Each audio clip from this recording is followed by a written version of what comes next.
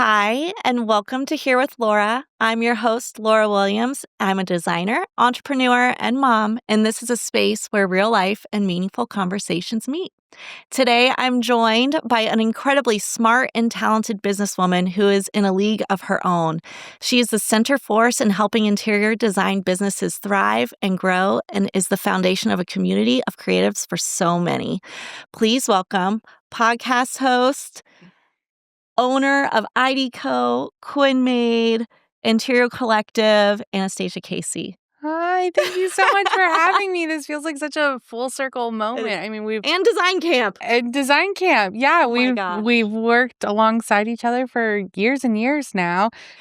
She says alongside, but really it is a mentoring situation. She's helped me grow and develop so much. I met you at Design Camp 4 It's years been a long ago time. when I went out to the one in LA. Yeah.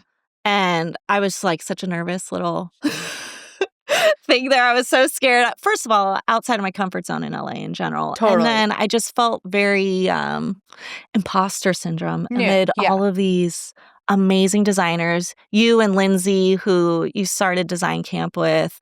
So it's really special to have you here. So thank you. Thank you. Thank you so much. I'm so glad that we're, neighbors so we can do this. I know. Good old Austin. Yeah. So let's jump into kind of the beginning days of your journey. I'd love to know, I know it's a big story and you tell it all the time, but I think it's important to see the foundation of how and why you started what you started from the very infancy stages and why you niched down and created the business you did. Yeah, so it wasn't exactly a glamorous story, and I should preface it with I never intended to own a business. I grew up thinking I was going to work in magazines or something. I grew up in the world something of like posh still. Yes. I mean, I grew up watching 13 Going on 30. I just thought everybody ended up in some fashionable job. But I ended up going to art school, and that was the biggest blessing. I majored in graphic design. I majored in advertising with a minor in graphic design. And marketing kind of became pretty natural for me. And I started working while I was still in school in San Francisco. Did you grow up in California? I grew up all up and down the West Coast. Okay. But born in San Francisco, ended up back in San Francisco. But I've lived in Seattle, Scottsdale, LA, San Francisco. And then we've been here in Austin for, it feels gross saying, but like 13 years. It's just crazy to know that I'm old enough that is like an incremental time. Yes, exactly. So I ended up back in San Francisco where I was born, and I consider San Francisco home. That's where my family is, for college. And while I was still in school, I started working as a marketing coordinator for a commercial real estate firm. It was like unglamorous, but it was like a real salaried job. And so it was great while I was just finishing up my last few credits. Kwin and I met, that's my husband, in San Francisco. And I was living in this amazing Victorian flat with my little sister that my grandmother had like passed down to us. And the plan was always we would graduate. Special. It was amazing. We would both graduate and then it would sell, and that we would split that, and like that would be our down payments on our first house. She never left. She's still in that house. So lucky her. It sounds great. Lucky her, yeah. And when Kwin and I first started dating, we called ourselves kind of the three amigos. He ended up moving in with my sister and I. And after, honestly, it was maybe 9 months that we were like, we need our own space. We could not afford San Francisco. And he had moved a lot growing up as well. And so we were like, where do we want to go? And he went to school at TCU up in Fort Worth. And he's like, you're not going to like Dallas, but you'll like Austin. You should go check out Austin. So I took my mom for a girls trip over, I'm pretty sure it was Memorial Day weekend. And Austin 13 years ago is a very different Austin. Being downtown on Memorial Day weekend in Austin at that time, it was ghost town. There was funny. UT was already out. Nobody was working. And my mom was like, you cannot live here. Like, there's nobody here. Like, this is the Wild West. Nobody is here. And we were staying at that Holiday Inn off of Rainy Street. And like, we were on Rainy Street and it was still dead. And my mom was like, you can't do it. I'm like, we have to give it a chance. And me being me, I had like already lined up a dozen job interviews for that first trip that I came out. Cause I'm like, I might as well. I'm already flying out there. And long story short, we had also been looking at Nashville. Kwin's sister went to Vanderbilt, and so we'd been there a couple times to visit her. At the time, very comparable cities. I got a job here in Austin first. So there it is. We moved 3 weeks later, packed up everything, moved across country, and got this tiny little, am I allowed to swear? Yeah. Shithole bungalow in Hyde Park, just really up the street, just on 45th right here. And we were there for like 5 years. And I was hired as the director of marketing for a luxury real estate firm here in town. Okay. Who did really cool, beautiful homes over in old West Austin. And I was there for 3 years. I'd asked for a raise on 7 different occasions. Never got a raise. And I did their branding, their website, every property's marketing, coordination, did everything for them. I was the whole team. And I was making $50,000 with no benefits. And I was allowed to freelance, but courtesy of my boss. That was so kind. It was so kind to allow me to work a whole nother job overnight. Yeah. When they couldn't afford to give me a raise. Anyway, one of the people that she had introduced me to freelance ended up offering me a CMO position. And it was for like $250,000. And it was like equity in the company. It was a pretty incredible package. Wow.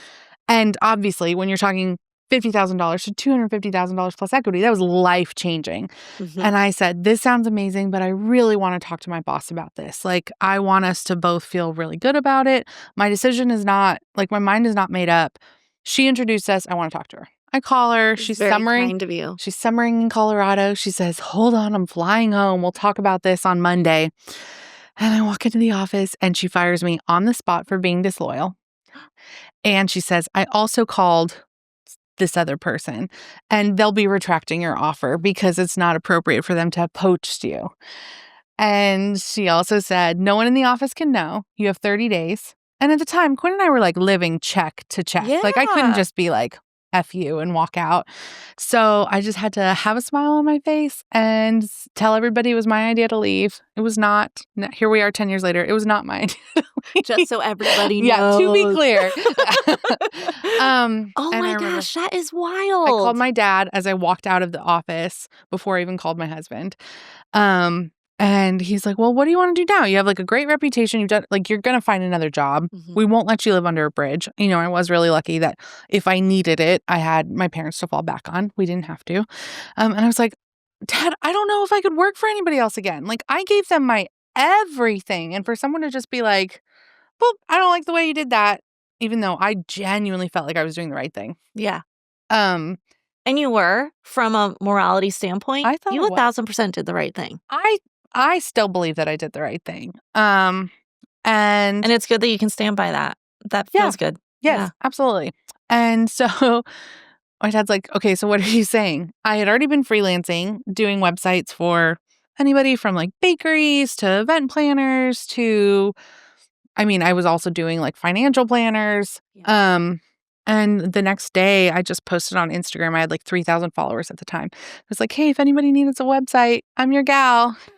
And in the first 2 months, I made my entire salary. I made $50,000 in the first 2 months. Oh my gosh. And it was just me hustling on my laptop, making websites and doing brands for people. So that was how it started. And quickly, I mean, I was like, okay, this works. And it was for any brand? Pretty much for any. I tried to keep it in the creative space, but some of the referrals I had been getting back at my previous job were from more corporate-y type companies. So I had some boring ones, but it was event planners, salons, a couple of designers here and there.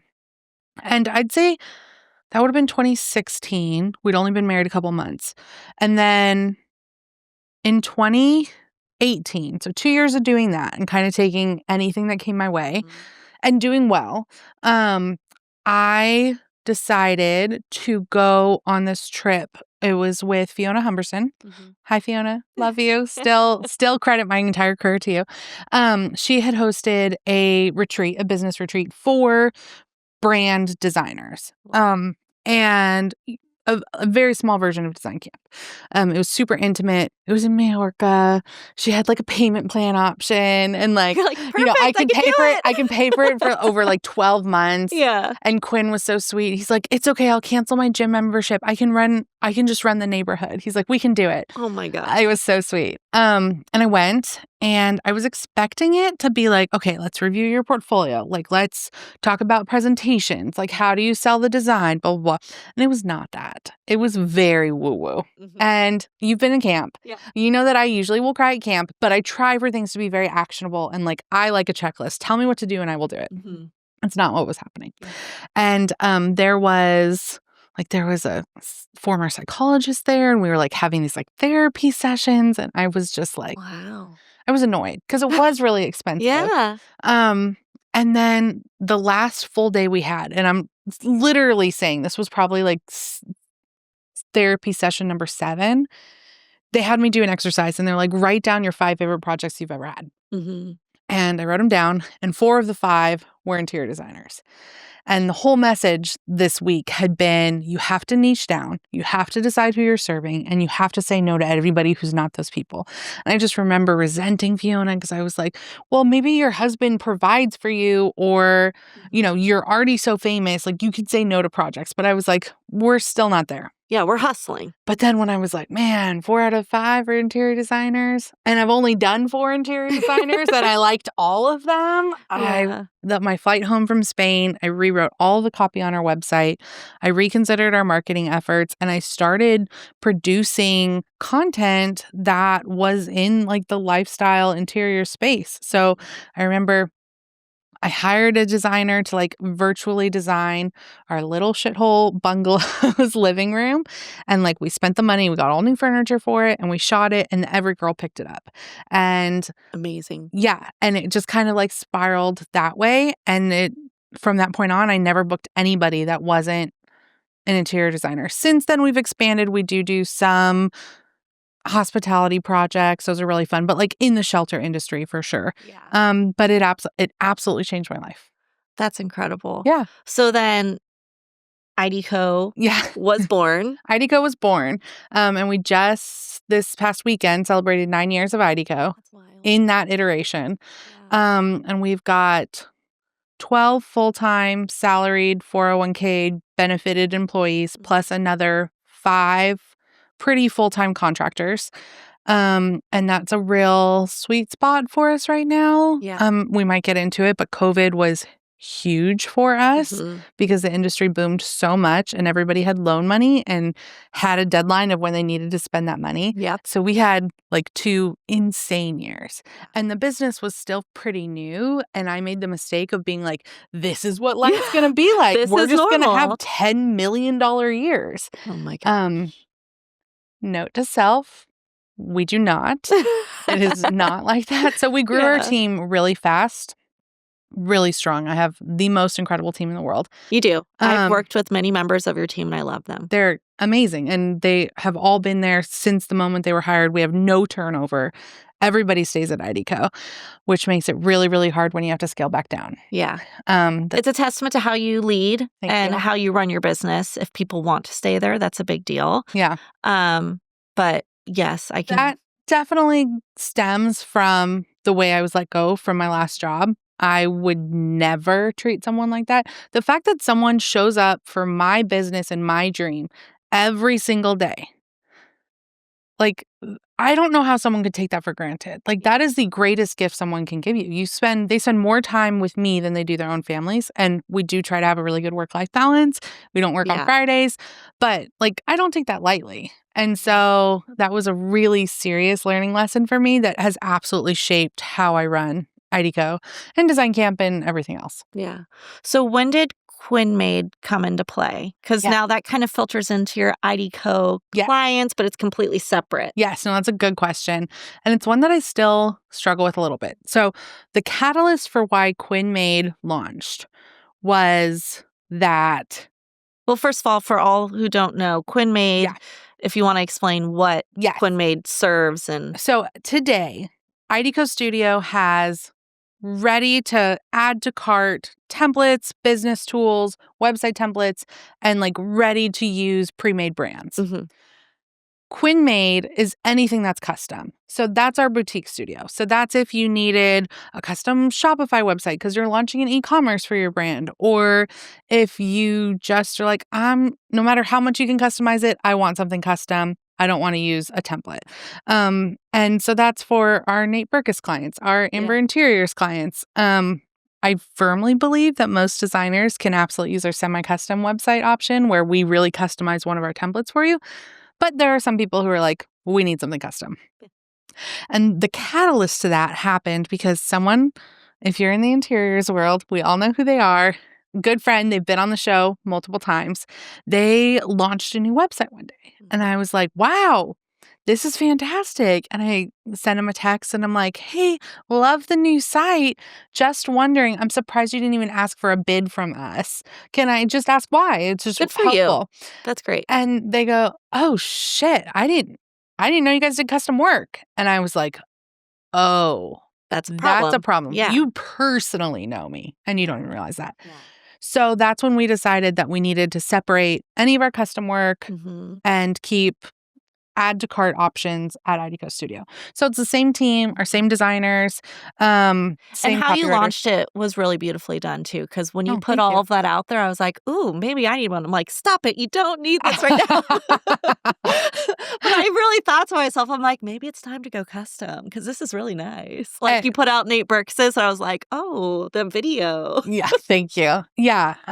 Kwin, the stuff that we produce at Kwin is gorgeous. And it's really amazing to see my design team like get to push even further. Yeah. But I also, like I said, I wholeheartedly often talk designers out of going custom. I'm like, it's just not necessary. You have a 7-page website. Like it doesn't need to be a $20,000 situation. So, that's how Kwin Made came. And I will say the moment we did, Amber Lewis called 2 days later. And we've now done 2 working on 3 sites for her. So, it was effective, but I am always like, when business is slow, it's like, oh, should I have made that choice? Was that the right move? You just question yourself. Do you find seasonality in your business as far as like time of year? For instance, like summer was horrible for me. It was so slow. And you would think that while people are vacationing, they'd want you in their house working on things. Yep. But that's how my brain works. I'm gone. Please do it. But no, it was very slow. And then they get back end of July and they're like, what's going on? Let's get rocking and rolling. I'm like, can you be done by Thanksgiving? Yeah, exactly. Exactly. Yeah. To be totally transparent, I feel like we are still trying to figure out what the new norm is post-COVID. Yeah. There definitely is some seasonality to it. Fall is really busy. New Year gets really busy in a perfect world.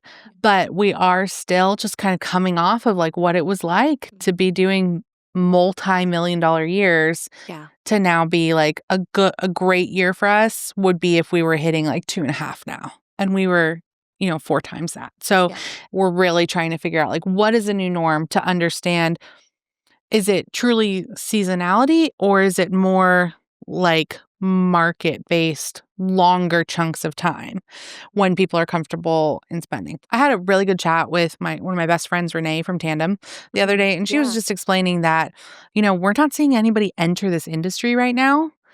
People were doing it during COVID, but now as we're like teetering on recession, people are not like, oh, I need to go start this interior design business. And so I think that does make a big difference in how many people are calling us. Yeah. And to her sweet, amazing credit, she's like, it just means that you've really done your job because you helped everybody who's starting their business True. And they don't need you again for a while. Yeah. And I'm like, okay. But we're also, here when you do. Please, I'm ready. Yeah. Just a reminder, you should redo your website every 18 months. Yeah. Please and thank you. Yeah. Yeah. That's too funny. So you've recently had a major shift in life. You have a daughter who's now 9 months old. Yeah. And how now are you finding your life to be so completely different in your day-to-day? How you wake up and you have a human you have to take care of on top of all the humans that you employ and all the responsibilities that you already were carrying as wife, as business owner, as boss, as partner to the designers that you have created these networks with and they all trust you. How are you handling all of that? We waited a really long time to get pregnant because for the first 5 to 7 years of the business, I would like black out thinking about having a kid. I was like, there's absolutely no way. And We've actually talked about this Yeah. before because I was like really open about it. 'Cause I Yeah. was like, am I making a huge mistake saying that I don't want a kid? Because I always thought I did. Mhm. But I also didn't ever think I was going to have a business. Like, You're like, maybe that's my kid. 100%. I Yeah. had serious conversations with my husband that I was like, I don't know if I'm ever going to be ready. And I understand if that's a deal breaker for you. Like, we had really hard conversations about it. And I want to cry, but he was so sweet. He's like, if IDCO is our baby, I can be a father in other ways. And I know. Oh my I know. And, we just kept thinking about how we have such an extended family and we're supporting so many families. That wasn't something we were really ready to scale back on. And I mean, it was November 2023. Yeah, November of 2023. Yes. I was thinking about holidays in particular, looking at my parents. They split their time between California and Texas.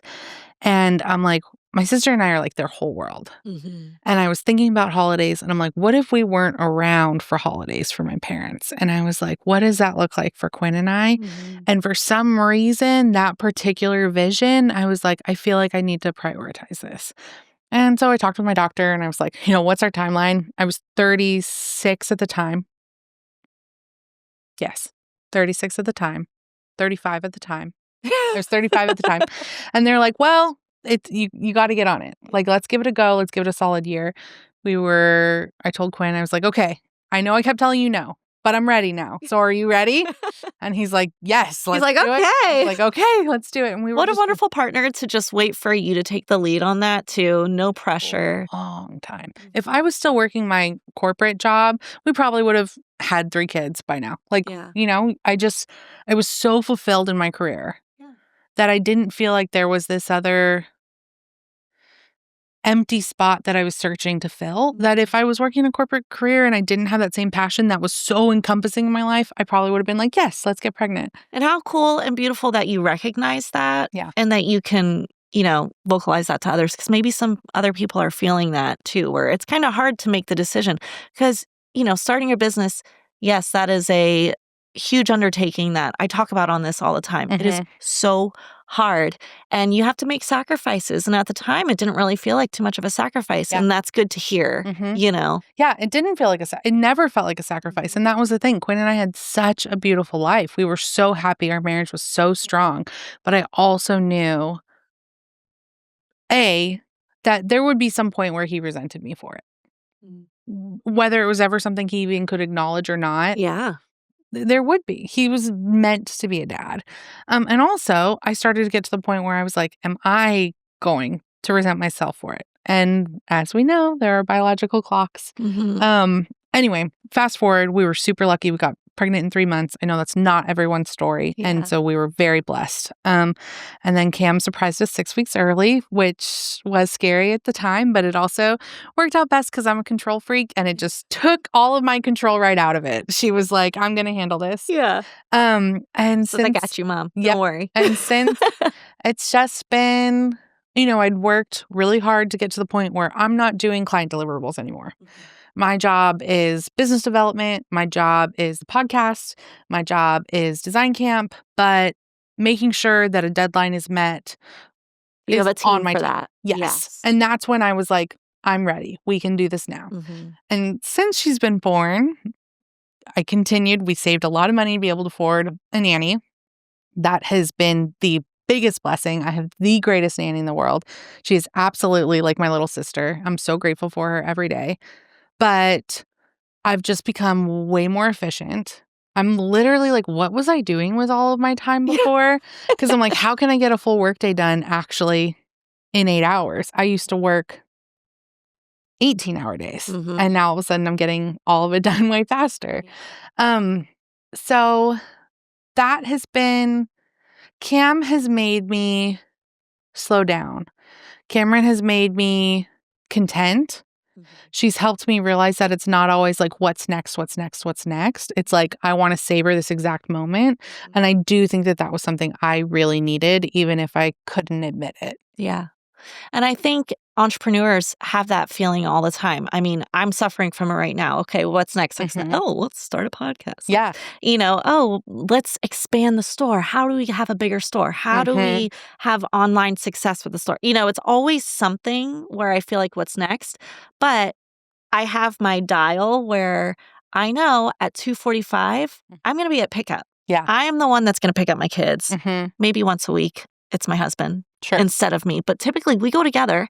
We pick up our kids together. We walk home, the four of us from school, and we have our afternoon together where we're going to activities. We divide and conquer. We, host play dates and do all the things and have family dinner. And those are the things that, like, I think if I didn't have that dial of my children to force me to kind of chill out a little bit, I would be a little bit of a crazy person. Yeah, it was just like, foot on the gas and just go, go, go. Yeah.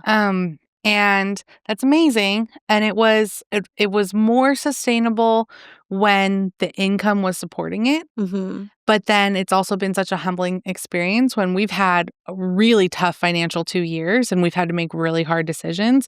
And that's when you're also like, okay, what is worth it? Like, what are we willing to give up or sacrifice for our team? Yeah. Just for the sake that I want to try new things. So it definitely has been a journey and working a lot with my therapist on like being super content and comfortable with where I am and honing in our own craft and just getting really great at what we're doing and not always needing to try something new. Yeah. I say that and then I'm going to tell you all about these other things we're working on. I know. She came in and was like, I've got all these new things. I'm so excited to share them. And now here. But that's okay. It's good though. You have to keep things fresh or else they get boring and mundane and monotonous. And you don't want that either. You need to have excitement in what you're doing. I think the biggest thing, and I know we'll get into it, but the biggest thing is I'm realizing keep personal projects to be the things that I'm like pushing for and trying new things and have true stability in the company and not always push the whole company to be trying new things. And that's kind of the learning curve I'm at right now. Yeah, because you can trust in what you know. Yeah. And as you learn, the risk is not as severe because you have your steady baseline. Exactly. Yeah. And I'm not giving my team whiplash of like, okay, we're doing this now. Okay, we're doing this. Okay, that didn't work. Okay, guys, and sales are super down this month. So like everybody just know that like that's where we're at. And so having some consistency on the team side of things and letting myself adventure out for creative projects is kind of what feels right in this season. Yeah. As far as transparency with your team goes, how open are you with? We have sales team meetings every Monday, most Mondays, every Monday, and they know exactly how much every single dollar that we brought in month to date. And they know how that compares to month over month. They don't know where our spend is, but I do tell them this is our break-even number. So this is the number we need to hit. And I'm pretty transparent about all of it. That's good. I don't open our books for them to see every transaction of every single thing that's happening, mainly for confidentiality purposes, salaries, 401k contributions, that sort of thing. But everybody knows what we need to be making and everybody knows every dollar that's coming in the business. Yeah. So that's super smart. That's something I'm trying to figure out right now as, I've got a team of, there's 7 of us now and it's amazing, but it's also scary because I'm like, oh, these are a lot of people I need to take care of. Yeah. And so I feel like being transparent to know, hey, in order for us to hit the number where I can afford you, these are the things that you need to do. And I've kind of challenged some of them to make their own income. Like, I can afford you when you drive this, when you do more styling sessions, when you bring in XYZ clients, when you're doing the legwork, then I can afford you. So keep it coming. Yep. I think other things also, it's like make sure that there's a baseline of you need X number of billable hours per week. You have to hit that number. And to make sure that everything is being logged so that every billable second is being tracked is a huge thing. And then also, I always want everybody designing to their optimum creative capability, but also being smart about where you're making your purchases from so that your profit margins on product can be the most profitable while still allowing for creative freedom. And so talking about those things with your team, it makes it easy for someone to say, I'm looking at 2 moss green velvet sofas. Yeah. Which one am I going to have a better margin on? Yeah. And that can help them guide that decision. Yeah, absolutely. And there's also the client, and it's been a crazy couple of weeks over in my neck of the woods. So I'm so happy I'm talking to you now, just because there's been a level of transition coming out of summer. And so now I'm just like, okay, we're moving into it. We're getting into our new groove and stability. And it's very comforting to talk to you and hear the things that transfer from your business and you knowing the inner workings of mine. Yeah. Totally. It is also not unique to you. I mean, as you know, just podcast aside, and that's hundreds of designers that have asked these questions too. It's also the thousands of designers we've worked with. Like, I do have this really weird, like, inside look at so many businesses, and so many people are slow right now. Like, so many people are slow. I do think that things are ticking back up. Yes. I do think that there is a ticking back up, but it was really the first half of the year that people were like, there's no calls, nobody's here, or projects were even dropping off. People got cold feet and were backing out of projects. And that was from coast to coast. Yeah. Really. And that's been what it is. It's like, I'm expecting this, and then now it's not happening. Yep. So I think that has been the biggest struggle. Totally. It's like, how do you plan for anything? You can't. No. And then you're like trying to staff for that project. You staffed it, and then the project drops off, and you're like, what do I do now? Yeah. Totally. So I want to talk about Design Camp, because that's how I met you. You created this amazing experience for me, for so many designers worldwide. Because when I've been there, it's like, oh, yes, this is so-and-so from England. This is so-and-so from Italy. And it's amazing. I've met so many amazing people. I mean, I already had Caroline and Madeline on the show, which is, they've become my good friends too, which is so cool. But talk about Design Camp, what you offer, and what people can get out of it. I mean, I'm not kidding. I would not have a business without Design Camp. Like, it is a real thing that I think every designer should go to, where either you're 15 years into your business, you're going to learn something. Yeah. And you will improve your business. Or if you're in your first year, like I went my very first year of business, and now you have 7 employees. Here we are.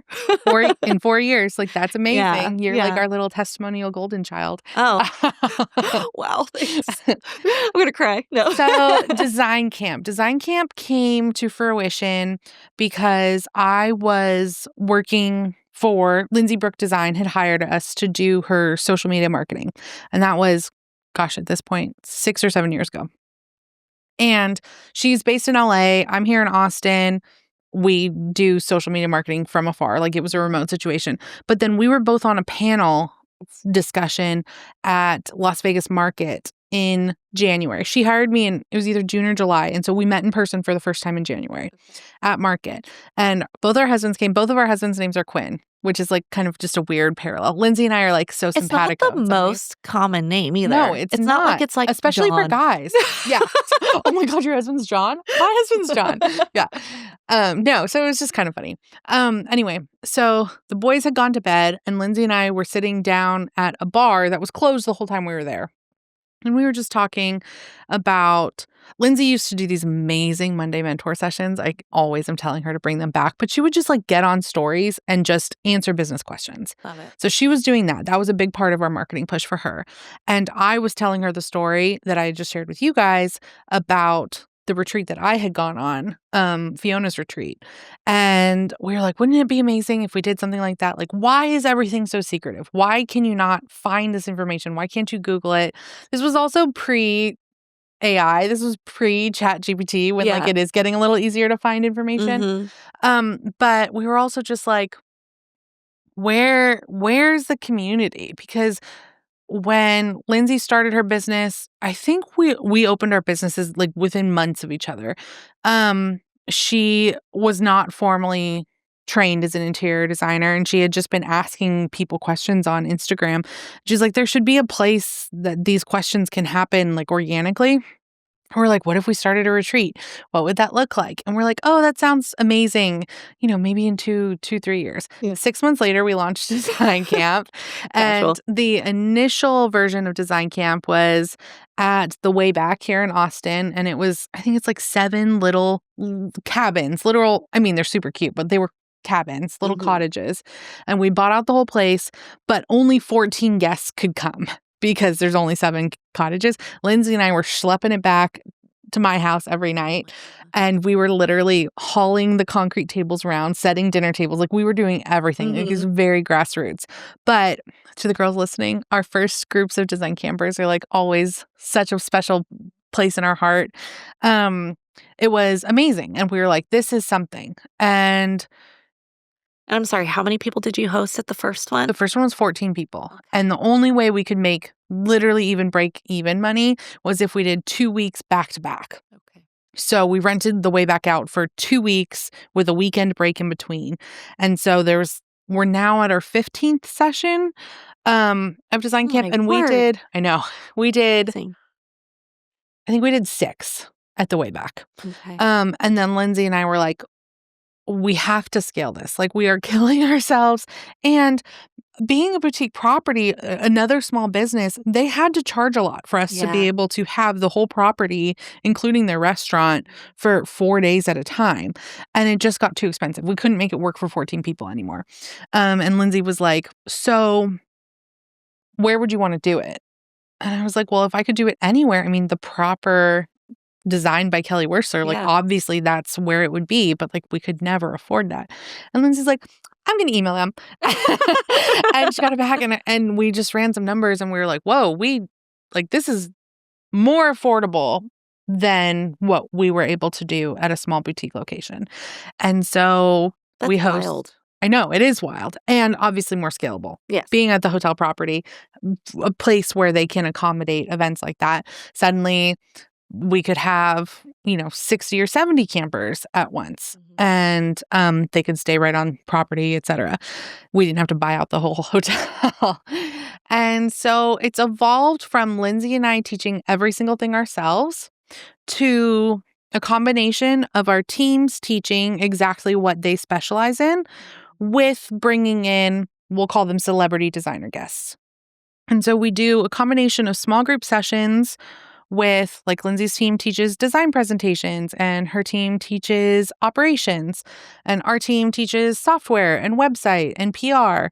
And you go through these small group sessions in a group of usually like anywhere from 8 to 12 people that we categorize based on years in business. There's never a perfect way to group 60 people, but that has seemed to work best because most often people are asking questions similar to where you are in your business. And so then there's also keynote sessions that everybody's together for at the same time. And that's on our big stage. And that's when, Jeremiah Brent, Gene Stouffer is going to be here in October. Really fast, I just want to say I hugged Jeremiah Brent when I was there, and it's still a highlight of my life because he's just like kind. Just radiates sunshine. And he complimented my hair. He said, wow, I love your haircut. And then he told his friend, you should cut your hair like that. This would be a really great hair. I'm like, oh my. That's still sitting on your shoulder. Yeah, You're still keeping that feels there. good. It feels good. Should feel good. That's amazing. So the Stouffers are coming. Gene Stouffer is coming. Gene Stouffer's coming. Is Grace coming with her? Yes, Grace is coming. Awesome. Great. So I'm super excited to get to talk to both of them. Yeah. Because it is such a family-run business. And Gene's not going anywhere anytime soon, but at some point I imagine that the business would be passed down to Grace. And so I'm so excited to hear how they are building a legacy business because, I always have dreams of like, maybe Cameron will take over IDCO someday. I don't know. Maybe she won't like it at all, but just an interesting thing that I don't think is super unique. I think other people are in that situation and you never get to hear about it. Mm-hmm. We have Clara Jung coming back from Banner Day, and she has some really exciting announcements to talk about. We have Tyler from Kiloween Construction coming back, which is so awesome. Good. And Marco Zamora. And if you are not following Marco, he's a design influencer who just opened his own studio. He is elite. His Oh. stuff is so good. He has such incredible taste.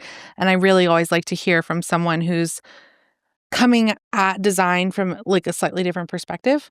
Yeah, a little more, unconventional. Yes, Yeah. exactly. And also getting these amazing huge brand partnerships, and everybody's like, how does that happen as a Yeah. designer? So yeah, this fall's lineup is super exciting. Are there still spots available? There are still spots available. Okay. Please come join us. And we are taking next spring off because we are working on something exciting. She's totally slowed down. She's doing less. Yes, 100%. But we're instead of just adding something exciting, Yeah. we're taking a break. So we won't be back in LA in spring. So this is the last Okay. design camp for a full year. And it's in Austin here. And it's in Austin at the Awesome. Austin proper, which is I might be biased. We host LA at the Santa Monica proper. I love the Austin proper. I agree. I've been to both. Yeah. I think the Austin one is a little more. Yes, I think so too. Both are very cool. I mean, one's very California. Yeah. And then the Austin one is it's a delight. Yeah. That's amazing. Yeah. So how can people buy the tickets to Design Camp? Design-camp.co. Okay. And they're available for you right there. Awesome. That's so exciting. So can I ask you what exciting things you have coming up? Yes. So, again, this falls in my personal project world. We are going to be launching a series of boutique accommodations called Collective Stays. And Okay. we have recently closed on a house in Lake Tahoe, California. And we are almost finished with construction. Yay! And it will be a place where we can host small, intimate mastermind sessions with designers and colleagues and friends. It'll be available to rent. I designed the whole thing. And How fun. it is fantastic. We have another one that we are working on right now in the Cotswolds. Can I come? Yes, you may. It's a ridiculous house. It's one of Kwin's best friends growing up, and they are relocating to England, but they will only be there part-time. And so they're like, we're going to have to rent it out other times. So I'm like, can I help? And so I just sent off design boards for a Cotswolds Manor last night, which is nuts. That's so cool. I have been asked so many times, are you going to open an interior design studio? And part of me is like, that would be amazing. I would love to. I have fallen so in love with it. I'm so studied in it. Mm-hmm. But I also just have this like moral obligation to my clients that they've shared so much with me, the very intricate intimacies of their business, that it feels icky to be like, thanks for telling me how to do this. I'm going to go open my own studio. So again, the moral book. So by having these private projects that I'm working on that are not, taking clients from anybody, You're scratching the itch of. Exactly. Scratching the itch and hopefully bringing in different revenue streams, and getting to create more content that interior designers are interested in. But It's so smart. I mean, I feel like you need to write like the playbook of like, this is how you do cool things in a very effective way. Literally. I mean, you've just like been such a powerhouse over the whole, I've known you for 4 years and it's just incredible. And I followed you prior to going to Design Camp on Instagram. So I've seen like a lot of your journey. It's just so inspiring. It's Thank really you. cool to watch. Entrepreneurship is so freeing in the sense that if you have the right mentality, you can figure out a way to get paid for anything you want to do. Mm-hmm. And for me, I feel so lucky that all of my creative outlets are things that I can figure out that someone can pay me in some way. Yeah. Or it can be something that can be part of the business, or it can be something that someone will, trade me for. Absolutely. And if you can approach it and not be scared of the risk, if you can really not be afraid to fail, Mm-hmm. really the sky's the limit. And I failed at a bajillion things. We expanded our studio to include a shop for, it was like a year. And I was like, I don't want to spend my time like this. We're not making any money. And we closed it up. And nobody is ever going to remember that failed. They're going to remember all the things that were successful. And I wouldn't say it failed. It's probably like I gave it a shot and it didn't hit the mark that I wanted. It lost a lot of money. I would call it a failure. Yeah. All right. It was an expensive hobby. That's Yeah. Yeah. But I mean, you had all these other revenue streams that kept everything 100%. going. So Yeah. the risk maybe was not as high as it would be if somebody just was doing only that. 1,000%. And it was in a space that we were already paying office rent for. Mhm. We didn't go out and take out a retail lease. It definitely was like the softest launch version we could have come up with. And we learned a lot in case we do ever want to open a store down the road. I don't know that I do, but especially now with Cam, it really came down to, I was like, I don't want to spend my Saturdays in a shop. I want to be with my kid. Yeah, no, I get that. And the balance is so important. Definitely. And while we were not making money, it didn't make sense to staff it. I know you've got an amazing team at your store, so that's fantastic. Right then, I was like, I can't be thinking about possibly laying someone off from my design studio and then hire someone for the shop. So it wasn't the right time. No, that makes complete sense. Yeah. That's amazing. Is there anything else new that you want to share with us? Working on that. I will be speaking at High Point, which is exciting. Not till Tuesday. So if anybody's still hanging out on Tuesday, come see me. I'll be with Brooke Stoll and Renee from Tandem. Oh, so yes. I saw killer that. lineup. Yes. Yeah. So that's fantastic. I will also be hosting a panel at New York's What's New, What's Next. That's on September 18th at the Palachuk Showroom. And that's a killer lineup. I have the best friends who are joining. So Zoe Feldman will be there. Yes, Anne McDonald will be there. Yes. Jason Staff will be there. And Susanna Simone Pietri from Chango will be there.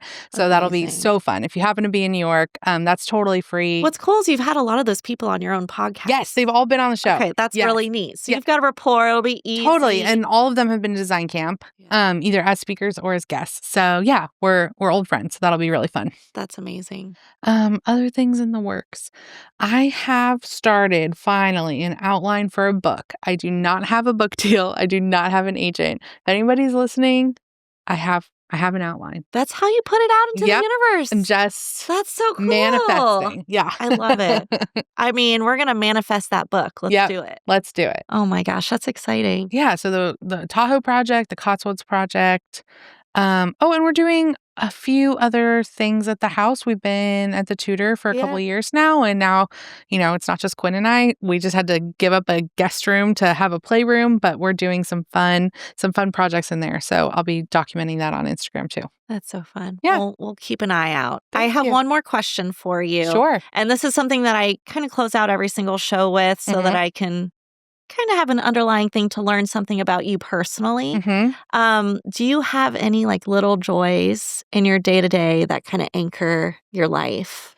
Honestly, every second spent with Cam now is so special. So I think I was telling you before we started recording that we sleep trained last week. It's a 2-week program where it wraps up on Sunday. And it's been really good. But it was also really hard because on day 5, I was not allowed to give her a bottle overnight anymore. And I cried for 3 hours being like, this is the last bottle I'm ever going to give her at night. Isn't it wild how it impacts you? 1,000%. And then the next night I didn't have to get up. I slept through the whole night. I was like, we're going to be fine. But you're like, well, now I'm well rested. Now, I mean, our time in the day with her is so finite that, she's getting up at 6:30 or 7 and, we leave for work. We even pushed back a little bit since having our daughter. We're leaving for work when the nanny gets there, not till 9:30. So I've got 2 hours with her in the morning, and then I get home at 5:30 and bedtime's at 7. I mean, my time with her is so finite. Yeah, so you don't get your middle of the night snuggles. And I don't get to hold her at night anymore, which I know is the best for everybody, but it was rough. But bath time with her is so fun now. Again, it's just these moments of stopping and living in the moment. And, Kwin and I have been really careful to not have our phones around her. And we were glued to our phones before. And so I have a lot of pride and a lot of joy in the fact that we get home and our phones go in a drawer and we're just so present as a family. And I'm super proud of that. But also I'm enjoying that so much. I'm enjoying so much distancing myself a little bit from work And that's probably so much healthier for your relationship with Kwin too, It to definitely be is. on this journey together where you're both in the same place, Yes. focused at the same time. That's so special. Especially because we work together now. And Yeah. so, we're working together all day. It can be easy for us to like talk about work again when we get home. And Cameron she's keeping us in line. She's like, no, 9 months old. it's me. Focus. Yeah. Yes. Focus on me. That's for sure. so fun. And it's crazy because the days feel so long. People say the days are long, the years are short. Yeah. I'm going to tell you that's so true. With my 6 and 8-year-old, I mean, it's insane. And now we're trying to do one-on-one dates. Oh, I love to that. where, I'll take my son, my husband takes my daughter, and then we'll switch the next time. And we do this like a couple times a week so that because when you're in the car, that's when you have the real conversations. When, Totally. like, oh, Mom, you think I'm so funny, don't you? I'm like, yeah, tell me a joke. And then it's just it's the best feeling in the world to be in a place where you are able to give your attention to your children, Totally. So I'm glad you're prioritizing that because it's just, it doesn't get any better than this moment every single day. Yeah. Like every single day I'm like, man, my kids are even cooler than they were yesterday. Yeah. That's awesome. That is so cool. I'm sure we'll hit a hard moment, but today maybe not so much, Yeah. but tomorrow, yes. Yeah. I do want to say one other thing when it comes to parenthood, because I was really okay if we were not going to have a kid. Yeah. I was ready for that. I was like, I will give this a year, and if we don't get pregnant, I think that's going to be it. I got the most amazing advice from Claire Brody's husband, Parker, who's a good friend of ours. We were at our lake house one night. They have many children. Yes, they have 3. 3. Okay. And we were Parker and I were up late, and I was like, do we do this? Do we have a kid? Do we not? Because it really had gotten to being pretty consuming for me. Yeah. And I just wanted to pass this piece of advice on because it was the best parenting or non-parenting advice I'd ever received. He said, you have 2 beautiful paths in front of you. Either path, you will mourn the loss of the other. If you have kids, there will be times when you miss when it was just you and your partner. If you don't have kids, you might always wonder what it would have been like to have kids. But either way, it's a beautiful path to a beautiful life. Yeah. And it's just a matter of picking which one it is. So while motherhood has been so much more of a blessing than I even could have imagined, I also want people to know it is totally okay if it is not the path for you. Absolutely. And, having your partner as your focus is just as important in parenthood as well, Totally. because when you are having a child and pouring so much into them, you need to pour just as much into your partner or else that gets really hard as well. So I tell you, the sleep training has been nice. Kwin and I have evenings together again, and all of a sudden I'm like, wait, I actually like you. Yeah. I forgot this is so fun. We're friends. Yeah. We like to hang out. Yeah, totally. Oh my gosh. Well, thank you so much for being here. Of This, course. again, has been such a full circle moment to be able to share something that I've created with you since you've created so many beautiful things that you've shared with me. So thank you for being here. And thanks for spending a little time here with Laura. If you enjoyed today's conversation, I'd love it if you'd subscribe, leave a review, or share with an episode with a friend. Helps more than you know. And you can find more about me, today's guests, and everything we talked about in the show notes. And until next time, take care of yourself and don't forget to make space for what really matters. Thanks.